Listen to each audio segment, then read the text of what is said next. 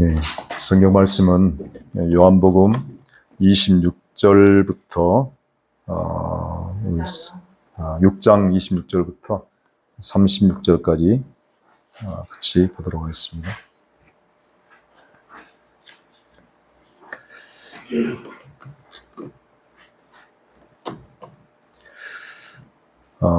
같이 한 절씩 교독하도록 하겠습니다.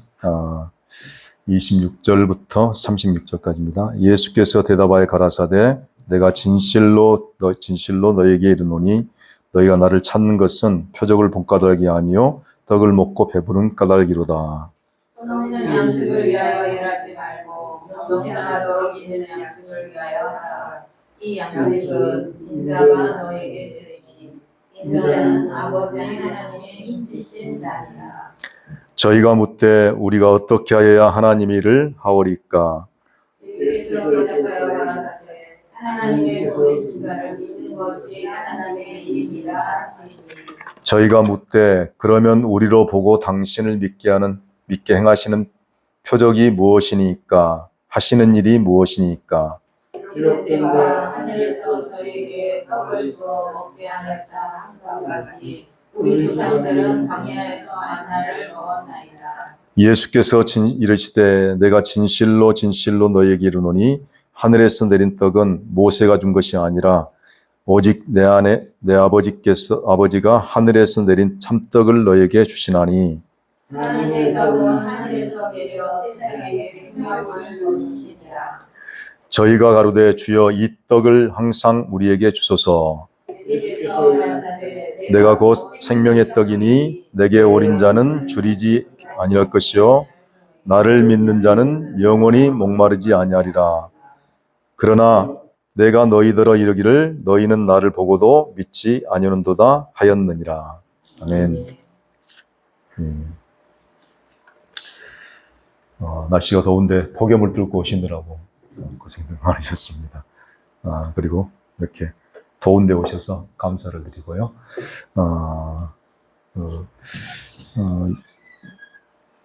오늘 말씀은 계속해서 요한복음 그 오병이의 표적과 그리고 또 그 무리를 걷는 표적에 대한 해설 부분으로서 이제 같이 이렇게 보고 있습니다. 그래서 이 오병이의 기적을 통해서 정말 이렇게 표적을 행하고 그 표적이 무엇인지를 또 그 영적인 의미를 표적 속에 나타내서 진정한 의미가 무엇인지, 그래서 예수님께서 오병이에 5천 명을 먹인 이 사건을 통해서 진정한 영적 의미가 뭔지를 갖다 설명해 주고 있는 부분이 이렇게 됐고요. 그래서 요한복음에는 표적과 그리고 거기에 대한 사람들이 거기에 대해서 이렇게 항상 오해가 생기죠.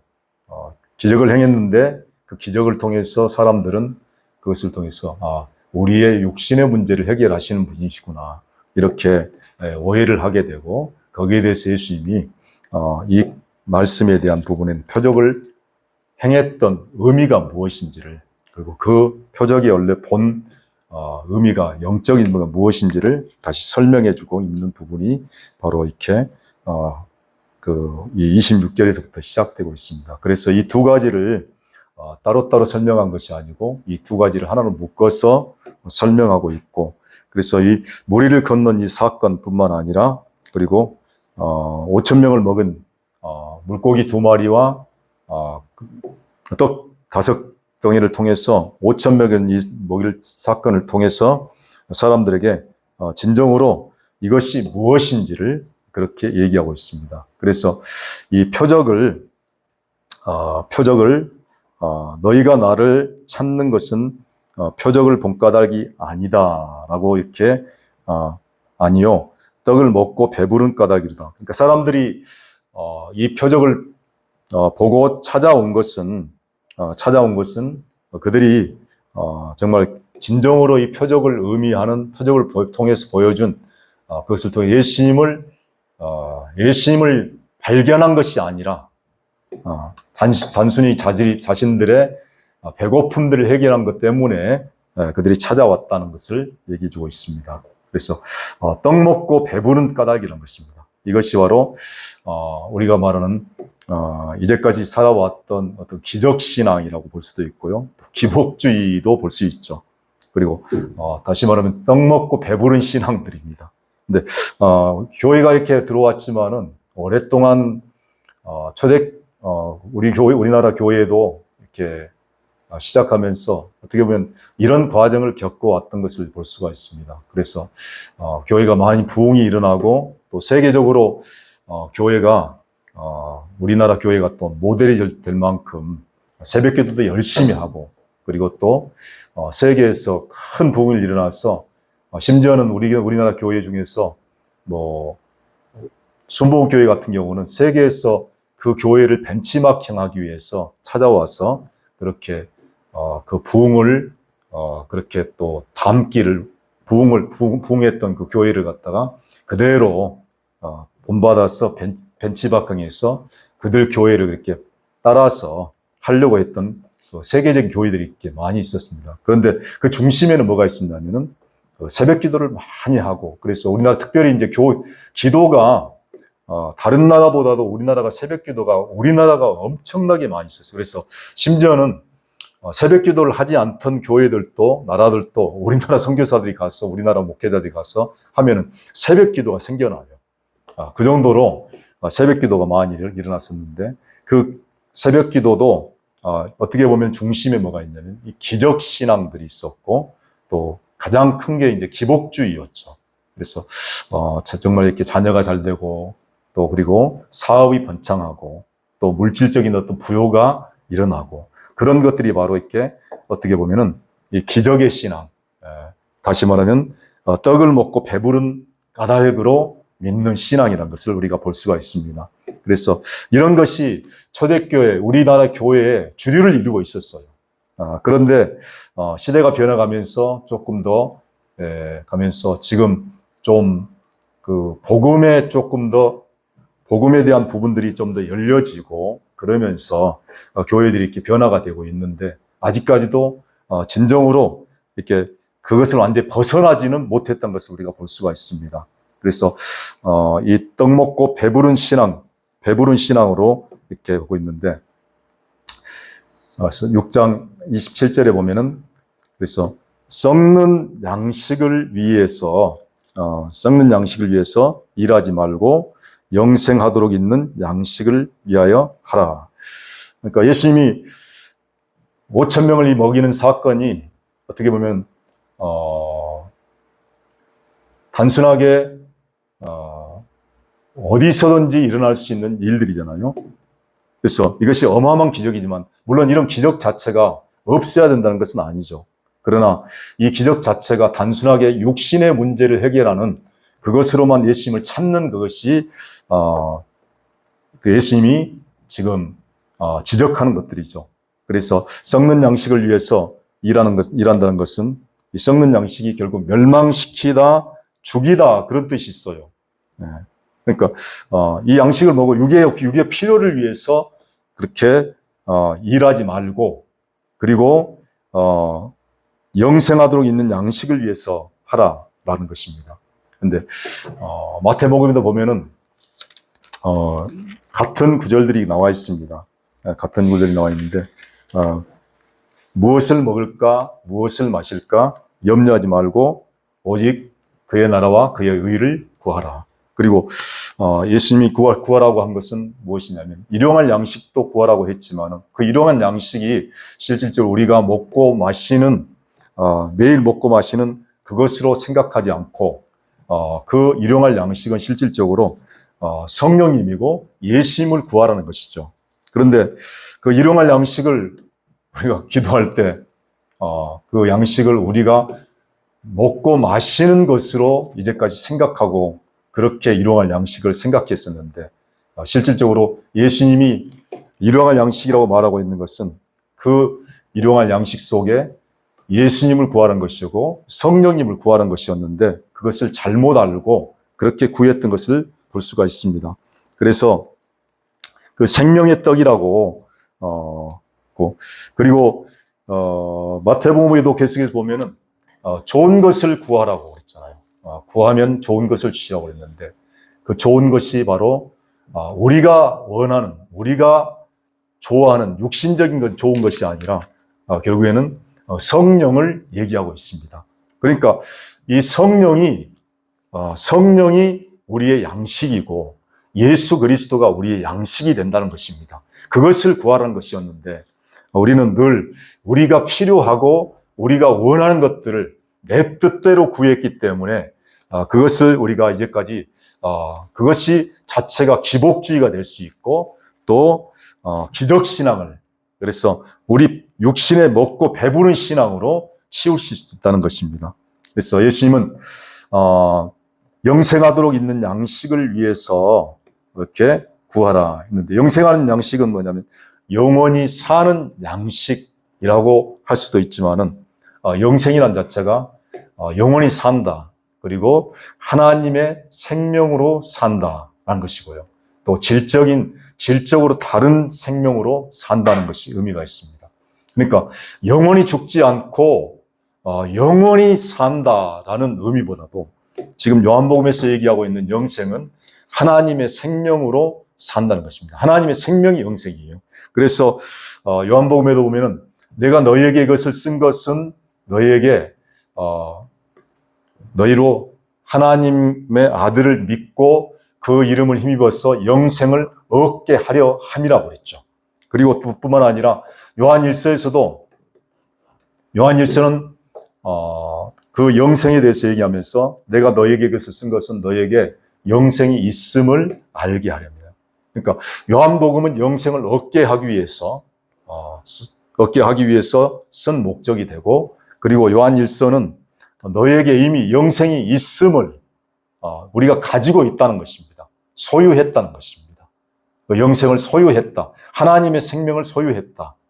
그것을 소유했음을 알게 하기 위해서 너에게 썼다는 것입니다. 그래서 하나님의 영생이란 것은 영생하도록 있는 양식을 위해서 하라 했는데, 영생하도록 있는 양식은 하나님의 생명을 공급해 주는 양식이죠. 그 양식은, 이 양식이 바로 하늘을 만나고 영적 양식이고 또 영생 속으로 들어가게 하는 양식이란 것입니다. 그러니까 이 양식을 먹으면 영생을 얻게 되는 것입니다. 이 양식을 먹으면은 영생하도록 들어가는, 영생 속으로 들어가게 하는 양식이 된다는 것입니다. 그러니까 이 양식은 먹는 것이잖아요. 그러면 이 양식이 어떤 것을 얘기하고 있냐면 바로 6장 35절에서 얘기하고 있는 얘기를 하고 있다는 것입니다. 그러니까 지금 예수님이 5,000명을 물고기 2마리와 떡 5덩이로 5,000명을 먹인 사건은 예수님이 한 분이 어떻게 보면은 5,000명이 양식이 된 거잖아요. 그래서 이 한 1인분을 통해서 5,000명의 사람들이 먹게 됐는데, 이것은 예수님 한 분으로 인해서 전 인류를 먹일 수 있는 생명의 양식이 되겠다는 것이죠. 모든 사람을 위한 생명의 양식이 된다는 것입니다. 그러니까 누구든지 예수를 믿으면은 생명을 얻는다. 그것이 바로 이 요한복음에서 말하고 있는 오병이어의 의미라는 것입니다. 이것이 바로, 그런데 사람들은 이것을 5,000명 먹이는 사건을 통해서 무엇을 했어요? 당장 내 문제를 해결하는, 내 육신의 필요를 채우는 그런 예수로 알고 따라왔다는 것입니다. 그래서 예수님이 말할 때 내가 생명의 떡이다 한 것은 바로 생명의 떡을 먹으면은 이 떡이 우리 안에 들어와서 우리 안에서 먹는다는 의미는 뭐가 있냐면요, 단순히 배부르다는 의미도 있고 만족하다는 의미도 있죠. 또 그리고 그것을 통해서 에너지가 되어서 그것을 통해서 살게 되는 것이죠. 그런데 또 어떤 의미도 있냐면은 연합의 의미도 있어요. 그렇죠. 그 음식이 내 안에 들어와서 내 속에 들으면 내 속에 들어와서 내 살이 되고 피가 되는, 그래서 내 에너지가 되는 것이기 때문에 연합의 의미가 있다는 것입니다. 그러므로 먹으면 누구로 살 수 있냐면 이 떡을 통해서 생명의 떡이신 예수 그리스도 하나님의 생명으로 살게 된다 하는 의미죠. 그러면 이 하나님의 생명이란 부분은 뭡니까? 하나님의 본성이란 것이죠. 하나님의 본성. 그 본성으로 살게 된다는 것입니다. 그래서 우리가 아담의 생명으로 태어났던 자들이 또 자아의 생명으로 살던 자들이 그리고 옛 사람으로 살던 이 생명, 그래서 죽을 수밖에 없고 또 하나님과 원수되었던 이 생명, 하나님을 대적했던 이 생명이 이제는 죽고 새로운 본성으로 태어나서 하나님의 생명으로 태어나서 이제는 누구로 살 수 있냐면 하나님의 생명, 하나님과 같은 똑같은 생명으로 살 수 있게 된다는 것입니다. 그래서 그 생명이 전혀 다른 생명이죠. 이전과는 전혀 다른 생명이고 이전에는 우리에게서 나올 수 없던 생명이고 그래서 이전에는 볼 수 없었던 전혀 본질적으로 다른 생명이란 것입니다. 그래서 고린도후서 5장 15절 보면은 17절 보면은 그런즉 누구든지 그리스도 안에 있으면 새로운 피조물이라. 이전 것은 지나갔으니 보라 새 것이 되었도다. 아멘. 그렇죠. 그래서 그리스도 안에 있으면 새로운 피조물인데 이전 것은 완전히 지나갔다는 거예요. 옛 것. 아담의 생명이 지나갔고 그 다음에 자아로 살던 그 생명이 지나갔다는 것은 죽었다는 것이죠. 죽어서 이제는 완전히 사라졌어요. 완전히 파멸됐고 그 다음에 완전히 끝났고 이것은 어떻게 보면 영원히 끝난 것이죠. 그래서 히브리서에서 얘기하고 있는 것들이 어떤 것입니까? 영단번의 제사를 통해서 영원한 속죄를 이루었고 영원한 생명을 얻게 됐고 그래서 너희가 이룬 것은 예루살렘과 새 하늘과 그리고 거룩한 그 하늘의 천군 천사가 있는 곳에 너희가 이르렀다는 것입니다. 그래서 하늘에 이른 것이죠. 그래서 새 것이 되었도다. 새 것이 되었다는 것입니다. 이 새 것, 새 생명, 그리고 하나님의 생명이 바로 새 것이죠. 그래서 새로운 피조물이 됐다는 것은 본성이 완전히 달라졌다는 것입니다. 그래서 이 본성이 어떻게 보면은 우리가 옛사람도 사실 그렇지만은 옛사람에 의해서 옛사람이 우리 생각과 감정과 의지를 지배해서 우리가 지배하기 때문에 그 생각과 감정, 의지도 옛사람의 지배에 의해서 그렇게 끌려가기 때문에 우리가 죄를 짓는 것이고 또 우리가 하지 않으려고 해도 나도 모르게 그것에 끌려서 죄를 짓게 되고 끌려가게 된 것이죠. 그리고 그래서 그 생각과 감정, 의지들이 그 옛사람에 의해서 완전히 지배를 받았기 때문에 그래서 우리가 그렇게 천국과 멀리 살고 그리고 하나님의 생명과 전혀 다르게 살아왔다는 것을 볼 수가 있습니다. 그러나 이제는 새 피조물은 누구를 지배합니까? 누가 지배합니까? 새 피조물은 하나님의 생명과 하나 된 그리스도가 우리의 생각과 감정을 지배하니까, 감정과 의지를 지배하니까 그 속에서 하나님처럼 살 수 있는 하나님의 것들이 나올 수 있는, 그래서 우리 속에서 기쁨이 나오고 평강이 나오고 또 다른 사람을 사랑할 수 있는 그런 것들이 우리 의지가 지배되어서 그렇게 할 수 있다는 것입니다. 그러니까 이것이 하나님의 생명이 우리를 다스린 거죠. 하나님의 생명이 그래서 우리의 생각과 감정을 통해서 나타난다는 것입니다. 그래서 옛사람이 죽어서 이제는 옛사람이 죽었기 때문에 옛사람의 본성이 죽었다는 것이고 그래서 옛사람이 끝났다는 것입니다. 새 사람은 그래서 하나님의 생명으로 사니까 하나님의 본성으로 살게 된다는 것입니다. 그것이 하나님의 떡으로 산다라는 것이 의미죠. 그래서 이 생명은 그러면 무엇이 생명이 하나님의 생명으로 산다는 것이 무엇일까 생각을 해봤는데요.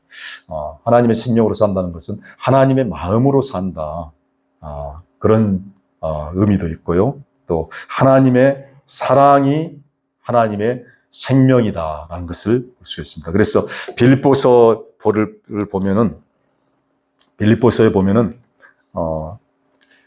빌립보서 2장 5절 8절에 보니까 너희 안에 이 마음을 품으라 곧 그리스도 예수의 마음이니 그는 근본 하나님의 본체시나 하나님과 동등됨을 취할 것으로 여기지 아니하시고 오히려 자기를 비어 종의 형체를 가져 사람들과 같이 되었고 사람의 모양으로 나타나셨음에 자기를 낮추시고 죽기까지 복종하셨으니 십자가에 죽으심이라. 그러니까 이 예수님이 마음은 이 하나님의 생명은 사실 보면은 이 안에 하나님의 생명이 있다는 것입니다. 하나님의 마음이 생명이죠. 그래서 그리스도의 마음이 바로 생명입니다. 이 마음이라는 것 자체가 우리가 보면은 성령에 의해서 그리스도에 의해서 지배받는 생각과 감정, 의지가 바로 마음이라고 할 수 있습니다.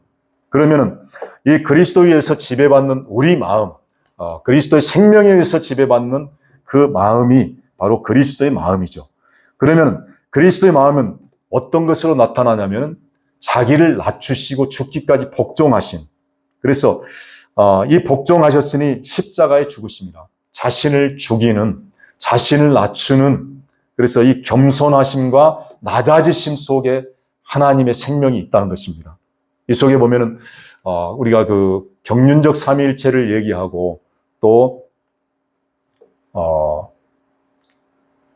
그 인격적 삼위일체를 얘기하는데 이 삼위일체 중에 한 가지가 이제 그 하나님이 예수님께 자기 자신의 모든 것을 다 비워서 예수님께 다 위임하시고 또 예수님은 자기 자신을 비워서 또 성령님께 다 위임하시고 이 과정 속에 뭐가 있냐면 비움이 있다는 것이죠.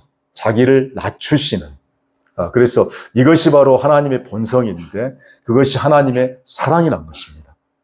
그러니까 이 빌립보서 2장에 나와 있는 이 하나님의 생명이 무엇으로 나타나냐.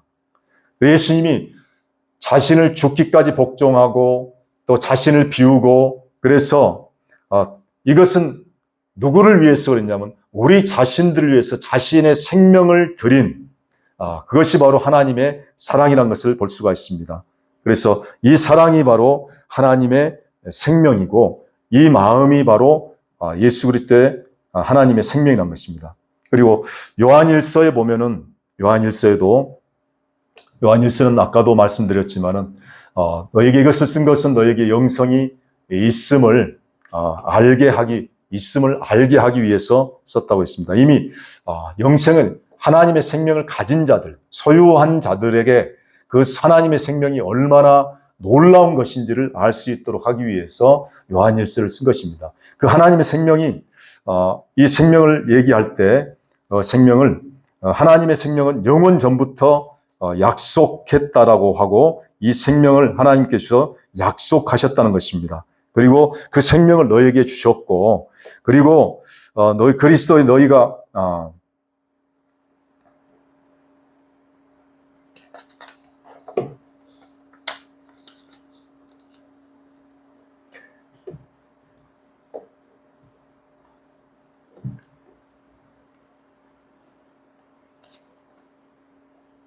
그래서 요한일서 2장 25절을 보면은 그가 우리에게 하신 약속하신 약속이 이것이니 곧 영원한 생명이라 영생이죠.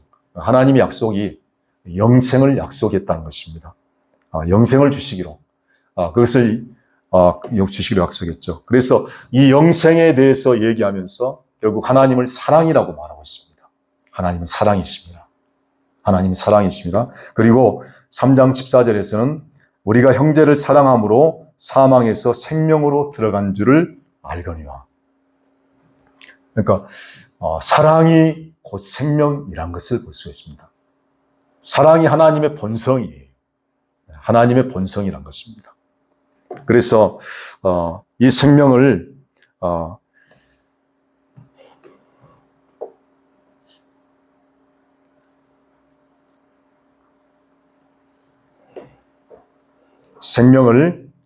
우리에게 소유했다. 그래서 요한복음에서도 계속해서 얘기하고 있는 것은 너희가 이미 생명을 얻었나니 소유했나니 라는 것이죠.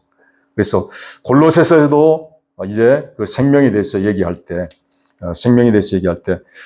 골로새 3장에 보면은 너희가 그리스도와 함께 다시 살리심을 받았으면 위의 것을 찾으라. 위의 것을 생각하고 땅의 것을 생각하지 말라.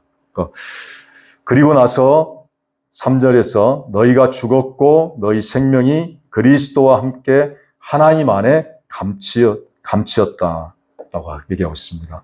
그러니까 너희가 죽었는데 너희가 그리스도와 함께 다시 살리심을 받았으면 위의 것을 찾으라는 것입니다. 근데 그 위의 것은 무엇이냐면 너희가 죽었고 너희 생명이 그리스도와 함께 하나님 안에 감추었다는 것입니다. 그러니까 그리스도와 하나님 안에 감춰진 생명이에요. 하나님 안에 감춰진 생명. 이 생명이 생명을 4절에서는 무엇으로 얘기했냐면은 우리 생명이신 그리스도라고 얘기하고 있습니다. 그러니까 그리스도가 우리의 생명이 되시는 것이죠. 우리 안에 들어오신 그리스도가 하나님의 생명이고 우리의 생명이라는 것입니다. 그리스도가 바로 영원히 하나님의 생명, 질적으로 다른 생명이 바로 그리스도라고 얘기하고 있습니다. 그래서 그 그리스도가 나타나실 때 너희도 함께 그와 함께 영광 중에 나타나는, 그분이 우리를 통해서 나타날 때 우리가 나타난 거죠. 우리의 생명이 나타나는 것입니다. 그래서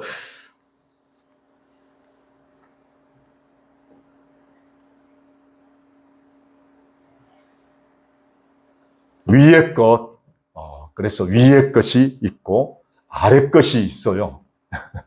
아래 것이. 위의 것이 있는데 위의 것은 뭐냐면 바로 위로부터 난 생명이고 또 그리고 새 피조물이고 또 거듭난 생명이고 하나님의 생명이 바로 위의 것이죠. 땅의 것은 무엇입니까? 육의 것이고 그리고 또 옛사람이고 그리고 또 자아의 생명으로 사는 것이 바로 아래 것이 된 것입니다. 그래서 내게 오는 자는 결코 줄이지 아니할 터이요 또 나를 믿는 자는 목마르지 아니하리라. 이것은 결코 목마르지 않고 영원히 목마르지 않는다는 것입니다. 자, 이것이 목마름이나 줄임이 있다 없다 이런 것이 아니죠. 근데 이 육신의 것들은 아무리 먹어도 먹고 나면 또 가람이 있고 또 배고픔이 있습니다. 그것이 광야 생활입니다. 광야에서 만나를 매일 내렸잖아요. 40년 동안 만나를 내렸기 때문에 이 만나는 사실 보면은 먹고 어떤 경우도 있었냐면은 안식일에는 만나를 갖다가 내리지 않기 때문에 만나를 내리면 하나님도 안식일 날을 쉬었어요. 그죠? 안식일 날을 그래서 하나님도 보면은 철저해요. 왜냐면은 만약 하나님이 안식일 날 만나를 내리면 일을 하게 되기 때문에 그것도 맞지 않는 거예요. 그러니까 만나를 안식일 날 내리지 않잖아요. 그러니까 토요일 날 되면은 안식일 전날에는 이틀치를 갖다가 모아야 해요. 모으면은 이상하게도 만나를 평상시에는 만나를 모아서 욕심부려서 다음날까지 먹으려고 어떤 사람 중에는 저장해 놓으면은 반드시 어떻게 되면 부패가 되고 썩어버려요. 냄새가 나고. 그런데 토요일 날은 이 안식일 전날에는 안식일 거를 모아놔도 아무리 모아놔도 저장해놔도 아무 이상이 없고 여전히 싱싱하게 그렇게 있을 수 있어요. 물론 그래서 이 만나를 갖다가 나중에는 그대로 생으로 그때 먹기도 했지만은 나중에는 기름에 볶아서 먹으니까 그 맛이 볶은 과자 맛 같았다고 하기도 하잖아요. 그러니까 그렇게 해서 먹기도 했지만은 이 문제는 뭐냐면 이 만나를 내릴 때 매일매일 40년 동안 하루도 빠지 않고 만나를 내렸다는 것입니다. 안식일을 제외하고. 그리고 또 생수를 마실 때도 생수가 그냥 어디서 있어서 마신 것이 아니라 마실 때마다 매일매일 마셨을 거 아니에요. 그러니까 우리가 그 기록들로 보면은 반석을 쳐서 생수가 나오는 일이 몇 번 없는 것처럼 생각되지만은 실질적으로 봤을 때는 매일매일 반석을 쳐서 생수가 쏟아져서 그 사람들이 다 생수를 마시고 그렇게 살아갔을 것이라는 것입니다. 그러니까 이 기적이 어마어마한 기적들이 사실 보면 역사적으로도 그런 기적이 있을 수가 없는 것이죠. 그래서 그 만나를 생각할 때 사람들이 무엇이냐면 아직까지 한 번도 먹어본 적도 없고 본 적도 없는 것이기 때문에 이것이 과연 무엇이냐가 만나 이름이에요. 네, 무엇이냐. 그런데 그것이 의미가 있어요. 의미가 있는 게 뭐냐면 우리가 예수를 믿어도 진정으로 예수를 정확히 아는 것이 사실 쉽지 않잖아요. 네. 그러니까 예수님이 어떤 분인지를 정확히 아는 것이 쉽지 않아요. 그 만나 속에 그런 의미가 있는 것 같아요. 매일 먹는데도 이것이 과연 무엇이냐 정확히 알지는 못한다는 것입니다. 그래서 내게 오는 자는 결코 줄이지 아니할 터이요. 그랬는데 이것은 이 생명의 떡을 먹으면 육신의 것은 만나를 먹으면 결핍이 오고 목마름이 왔지만 그래서 또 다시 다음 날을 그것을 기다려야 하고 또 다음 날 그것을 마셔야 하고 그런 것이 반복되는 삶을 살았지만은 이 생명의 떡은 하늘에서 내려온 떡은 산 떡은 결코 주림이 없다는 것입니다. 목마름이 없다는 것입니다. 그래서 결핍이 없다는 거예요. 이 얘기는 만족이 된다는 것입니다. 그리고 또 이것을 통해서 무엇을 얻을 수 있습니까? 안식이 되는 것이죠. 안식이 된다는 것은 내가 하는 일을 멈추게 되고 내 일이 끝난다는 것입니다. 그러므로 우리가 이 생명의 떡을 먹으면 하나님이 보셨을 때도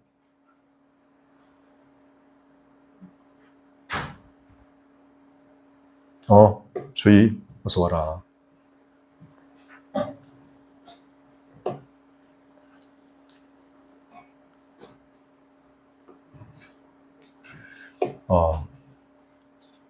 하나님이 보셨을 때도 하나님이 안식하셨다는 의미는 창세기에 보면은 하나님이 모든 창조 세계를 지으시고 하나님이 보시기에 좋았더라. 그리고 심히 좋았더라 그랬는데요. 그 좋았더라는 얘기가 뭐냐면 하나님이 만족하셨다는 것이거든요. 그리고 안식하셨다고 그러는데 하나님이 만족하셨다, 안식하셨다가 하나님이 기뻐하신 것이죠. 그러니까 그것은 뭐냐면 완전하다는 의미예요. 하나님이 더 이상 일할 것이 없는 그것이 바로 하나님의 안식입니다. 그러니까 우리가 하나님 앞에 지음받은 이 존재가 하나님 앞에 하나님 보셨을 때 완전하다는 거예요. 그것이 하나님의 안식이죠. 그러니까 나를 믿는 자는 그리고 이 생수를 마시는 자는 목마르지 아니한다는 것은 내 자신도 하나님을 봤을 때 만족하고 안식이 되는 거죠.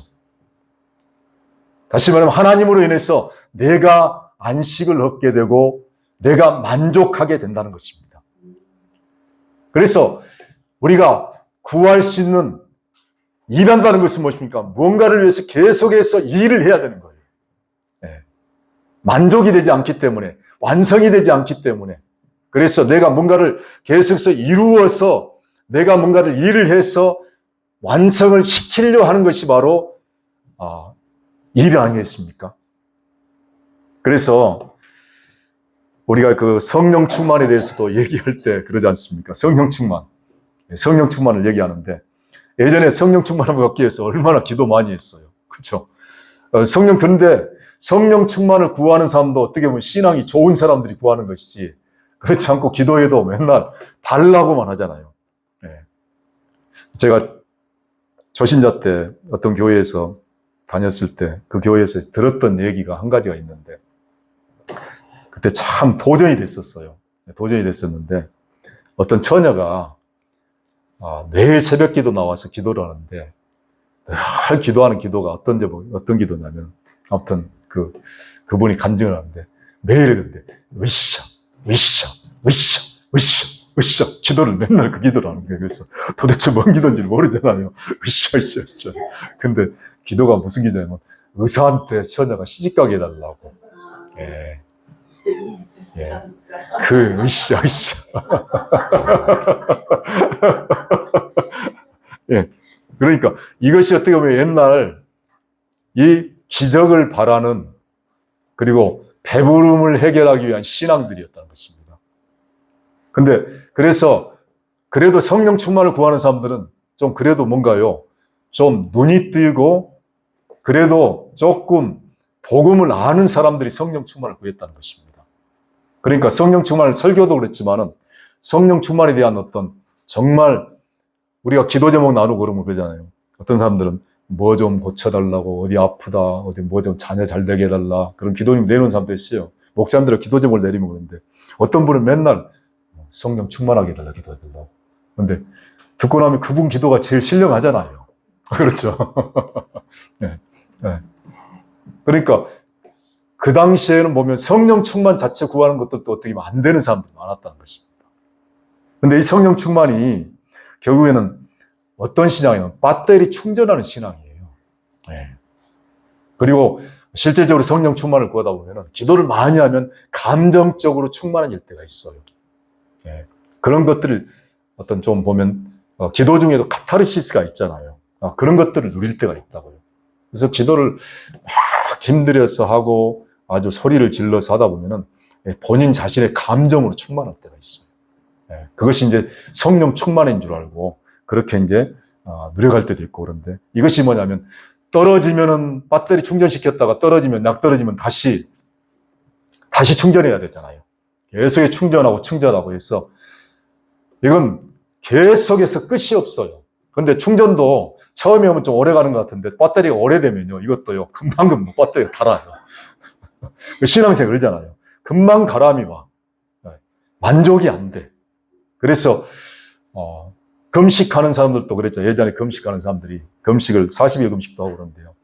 하는 얘기가 뭐냐면 금식하고 3일만 지나면 곡기 들어가면 힘나면 다시 혈기가 금방 나온다는 거예요. 욕이 금방 나오고. 그게 바로 뭐냐면 충전하는 신앙들이고 또 그것을 통해서 우리가 원하는 나의 뜻이 있잖아요. 나의 뜻을 이루기 위해서 했던 많은 것들이 바로 이 표적을 구하는 기적을 구하는 신앙이었던 것입니다. 그런데 이것이 바깥에서 우리에게 충만한 것이 아니라 성령 그분 자체 우리 안에 들어오신 성령님 자체가 완전하시고 충만하신 분이고 그것을 통해서 그분이 계시기 때문에 그분을 통해서 그분의 모든 것들이 우리를 통해서 흘러나오는 것이잖아요. 그것이 바로 성령 충만이거든요. 그래서 성령의 열매가 바로 성령께서 우리를 통해서 나타내신 열매들이고 그분의 어떤 성품을 그분의 생명을 우리를 통해서 흘려보내는 것이 바로 성령의 열매거든요.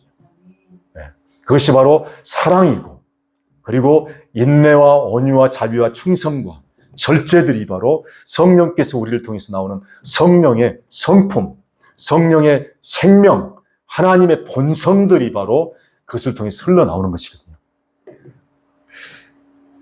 그래서 베드로후서 1장 3절에도 보면은 그의 신기한 능력으로 생명과 경건에 속한 모든 것을 우리에게 주셨으니 라고 했죠. 이미 우리에게 주셨다고 했습니다. 그러니까 너희가 이미 영생을 얻었나니 말씀과 어떻게 보면 같은 말씀이에요. 이것은 바로 베드로전서에서는